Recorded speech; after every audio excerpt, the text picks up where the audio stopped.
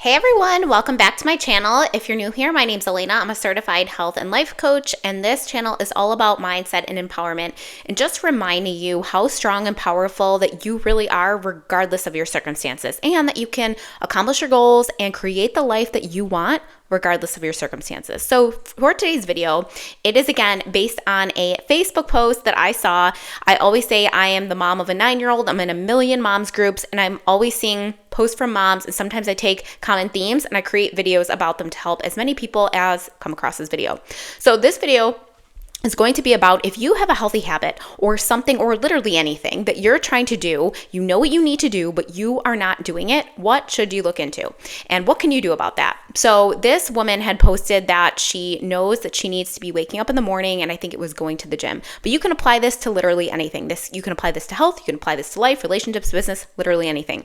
So I had responded back to her, and I had said a few things, which I have written down on the side here. So I'm going to be looking, because my goal is to not edit my videos. So if you see me pausing or looking to the side, that is what's happening. So the first thing that I had said, and just to give a little background, I have like a super extremely consistent healthy lifestyle, even with a current like health journey I'm on, and I'm not seeing the results that I once was because I have some hormone mess going on right now. I still eat very, very healthy, and I work out regularly because that is something that I feel like for me really helps keep me sane. For me, it's a really big piece of self-care, but it's something I developed over years after a long time of not being very consistent. So I love to talk about this. I love to help other people kind of overcome that hurdle of creating that consistent lifestyle for themselves. So the first thing that I had said is, anytime that there is something that we want to be doing, an action that we want to be taking, and we're not, we have to look at why. It is always driven by a thought that we're thinking and a feeling that that thought is creating, no matter what. And so many times we want to fix actions we're taking or not taking with more action. So if we're not getting up and going to the gym, I'm just going to use that as an example, but you can literally apply this to anything, not following your calendar, whatever. We sometimes want to get a new calendar. We want to get an assistant to help us follow the calendar. We want to get new gym clothes or an accountability partner. Or we'll set our alarm across the room. All of those things can be really great. The problem is, if we cannot still control us and manage our mind, all of those things are not going to help. We're just going to probably have a more expensive habit that we're not doing. So that is where I always tell people, we got to slow down. If there's an action you want to be taking and you're not, we got to look at what you're thinking, because that is what drives everything. Like I said a minute ago, you have a thought, which creates a feeling, which then drives an action or an inaction. Going to the gym, not going to the gym. Following your calendar, not following your calendar. So what I had said to this woman about going to the gym in the morning is, you got to think about, what are you thinking about when you first wake up and your alarm is going off and you're hitting snooze? And even more importantly, what are you thinking about it the night before when you're going to bed and you know that the gym is on your schedule? Do you even remember that it's on your schedule? And likely you do. What are thoughts going through our mind? Yeah, I'll probably get up. We'll see what happens. That is so telling for what we're actually going to do. So that is the first piece, is it's our thoughts driving everything. So we have to really pinpoint, what is that thought that we're having? Most of the time, if we're not taking the action, it's something like, I'll do it later. This isn't worth it. I don't really care if I lose that weight, or if I don't follow my calendar, I've been fine this long, I'll be fine going forward. Like, we usually have a thought that is not motivating in some way. So we got to figure out what that is, got to kind of question it a little bit, and then we have to start intentionally practicing thinking that is creating more of an action inspiring emotion for us. I share this example literally all the time. For me, the only way that I get up to go to the gym in the morning, because I have for years, is I have to intentionally practice thinking about how I'm going to feel when I'm done. And I go as far as to visualize how I'm going to feel when I'm done, because it is such a good feeling that it gets me out of the bed to go to the gym or work out 95% of the time, probably even more than that.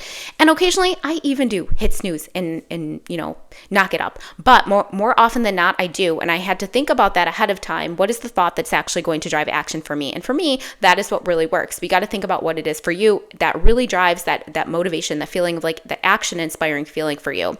So that's the first piece. The second piece is, I had asked her, does she have a commit? Is she all in on this? Has she made a full decision and commitment that she is doing the things, that whatever her plan is Is she all in on following that plan? Because if we don't have a decision, it's going to be so much harder to follow through with it in the moment. And the way that this works is when we make a decision on something and we commit ahead of time, think about anything that you've actually done in your life and you're like, no, I'm all in, I'm doing this no matter what, I'm accomplishing this thing. It can be having a kid, could be finding a significant other, it could be finding a house, whatever, those things that you're like, no matter what, I'm doing this. You have a full decision and you have a commitment. So it doesn't really matter what you have to do to get to the goal, as long as, like, of course, it aligns with like your values and who you want to be as a person. But you're going to do the things. You're going to do what it takes. It might be hard and you might have a little doubt. You might be afraid, but you're going to do the things because you have that full on decision and commitment. That is so, so key. So that is what I would encourage. If you're struggling with this, have you fully decided and committed? And do you have an actual really clear plan? We have to know exactly what we're going to do, or it's a whole lot harder when we wake up in the morning and our brain's giving us all the excuses in the garbage anyways to not do it. If we're like, oh, I also don't know what I'm going to do when I get to the gym. Like, it just adds another layer of complication.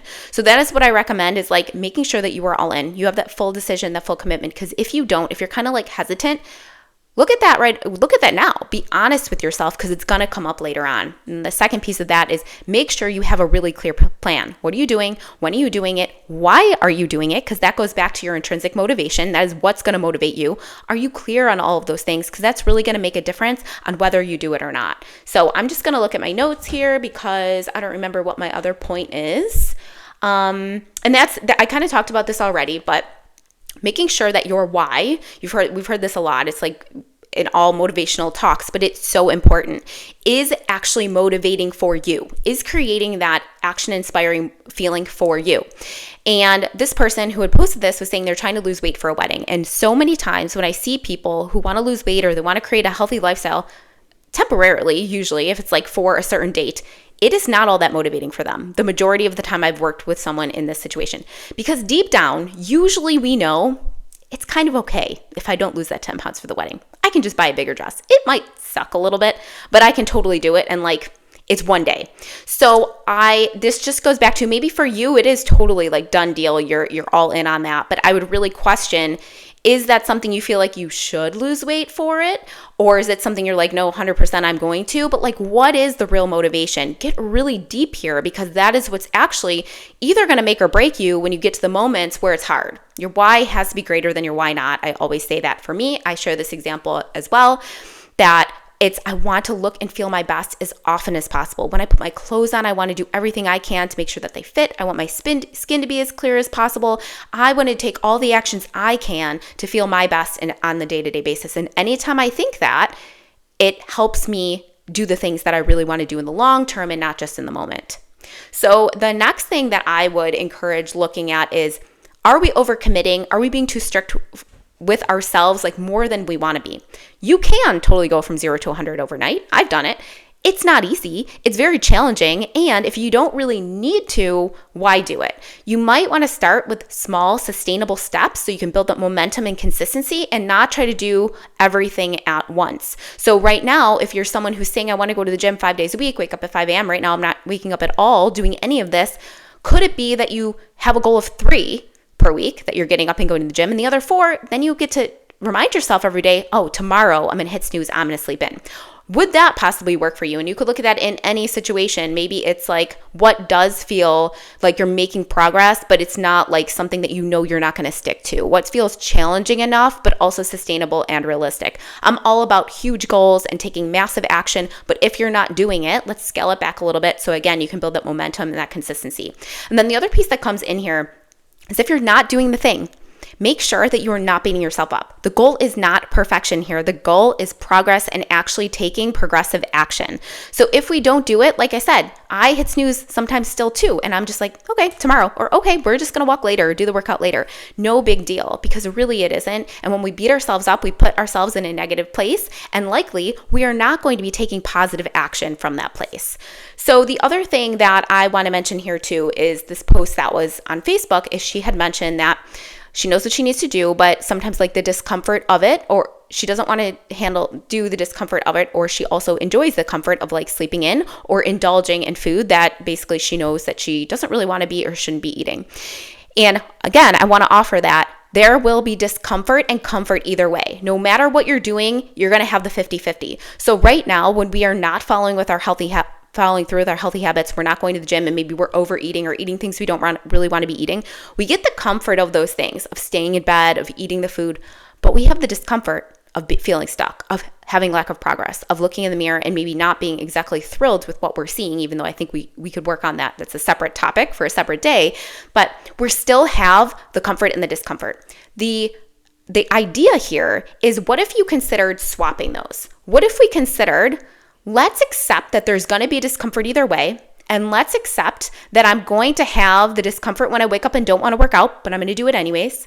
And then it's going to be a little bit uncomfortable when I don't overeat the food or don't eat the food that's not on my plan. Okay, I'm ready. I'm going to feel uncomfortable anyways, so let's welcome it. But then also knowing that we will have the comfort of making progress, of losing weight, of creating the body we want that we feel really good in. So just kind of to get to the point here, in case someone's not following or I'm making this confusing, we're always going to have both. We get to pick what those are. And if you have a goal of either losing weight or having a healthy lifestyle or just improving something in your business or relationships, whatever it is, I always recommend going for the discomfort that's going to get you closer towards the goal and being the person that you want to be, versus the one that's going to give you a net negative of feeling full and overstuffed and oversleeping and not accomplishing what you want, because we basically chose that immediate gratification versus the delayed gratification. That is what I'm trying to say here. So those were kind of the thoughts that came to mind when I saw that. If you have any questions on this or comments or topics, things that you're working through that you'd like to hear my take on as a certified life and health coach and someone who has built a really super consistent healthy lifestyle. I've helped many women to lose weight, to stop overeating, to have consistent healthy lifestyles themselves, as well as business owners apply some of these practices into their everyday life, work in self-care and time management, and be more productive so they can actually grow their businesses too. So I'd love to talk on any of those topics. Feel free to drop a comment if any of that's interesting to you, and make sure to subscribe if you're into mindset empowerment, just seeing how strong and powerful we really are regardless of our circumstances.